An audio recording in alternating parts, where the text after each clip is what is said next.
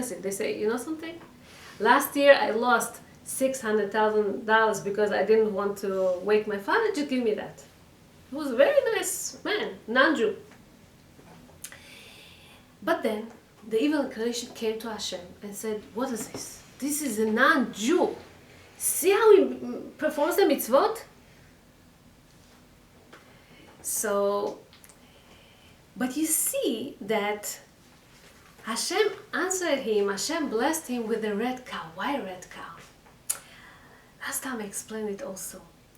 Mitzvah of kibud horim, it's a mitzvah that makes a lot of sense. They gave you life. They invested on you so much.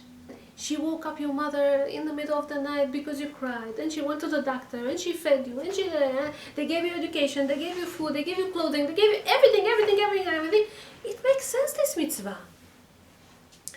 Does mitzvah of paradoma make sense? No.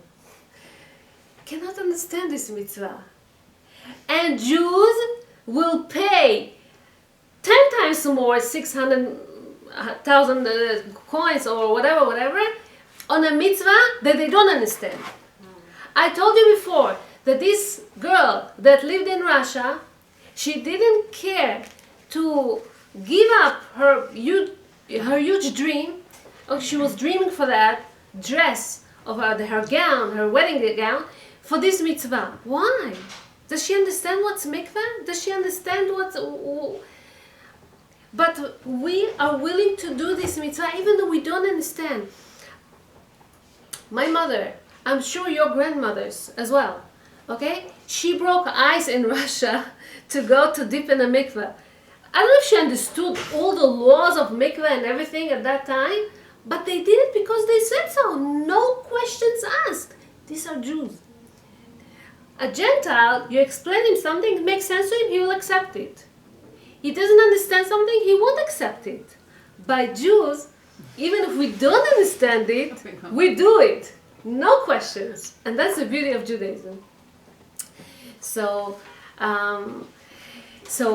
it's good to know, though, that this mitzvah, even though it doesn't make sense, why it doesn't make sense? Because the Kohen that purifies the people, all these people are people that during the year, okay, got impure.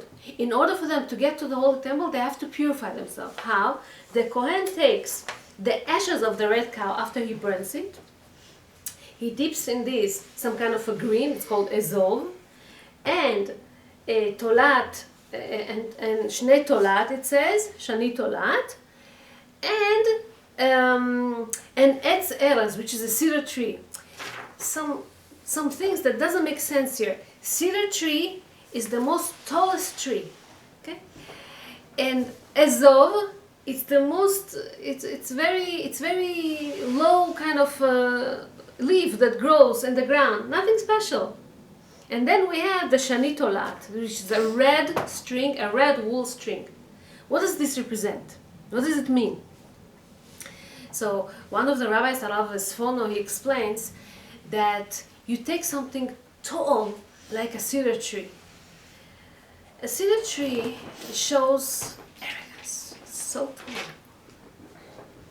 And then, you know, in a way, feeling tall, feeling high, feeling superior, feeling proud of doing the mitzvot is good. But go too much to the extremes, it's not so good. From the other side, we have this ezov. The ezov, as I told you, is a green thing that is so low in the ground. You don't supposed to be too much, feeling too much down too. Even though humbleness is very good, but when people step on you, when people make fun of you, you don't let it happen. When you do this mitzvah and you let people make fun of you, why you go to mikvah? Why you have to keep all these days? Why you have to make dikot? Why you have to do? You don't feel energized to do this mitzvah. You have to feel proud about yourself when you do this mitzvah. You have to feel good about yourself, right? So we take from one side this cedar tree, which is tall. You take this ezov, which is low, and you combine it together. Then there's this shani tolat. In the time of the Holy Temple, the Kohen, on Yom Kippur, they used to have this red wool string, that it would become white. If people made tshuva, if they did tshuva, if they repent, it will become white. And that's basically what happens here in this mitzvah, in this thing. So it's good to know, even though this mitzvah is very severe, is very strong, God forbid, if people do not keep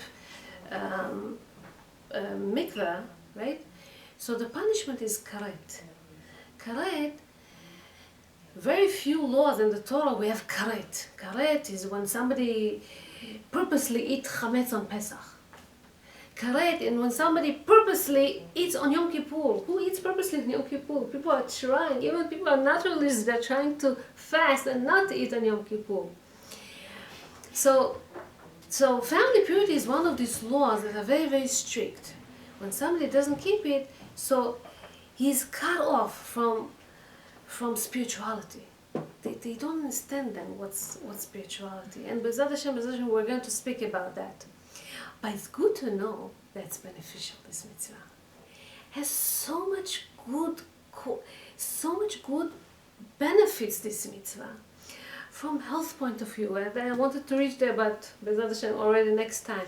From psychological point of view, it affects the children, it affects the relationship, it affects everything. B'ezrat Hashem, we're going to learn that. So it's good to know that it's beneficial. Let's finish with one story. There was this king that declared that in his kingdom, he wants to check how people obey him. He asked them not to sell alcoholic beverages. So he sends people to see if people really keep his order, and they see that there's always smugglers, there's always people that sell these or drink it, and it's very hard for people to keep it. Like it was in Russia, it wasn't allowed that people drink, or in Muslim countries, it's not allowed people drink. And then he asked the rabbi comes to him and he tells him, asks the Jewish people not to, let's say,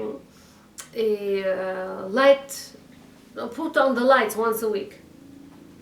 And he saw that they really tried to keep it just because the king said. He said, listen to this, your people, you ask them to do something, they don't obey you. Take the Jews, for example.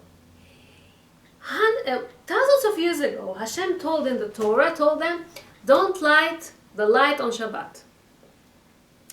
It's not the king that's next to them that can punish them, that can tell them. If God forbid people don't keep Shabbat, well, Hashem punish them right away. Hashem give them the freedom of choice. It's up to them if they want to keep it or Hashem will punish eventually, but He gives them a time to repent. He gives them a freedom of choice. And people, even though Hashem is not next to them as a king, is next to them king, and they keep it because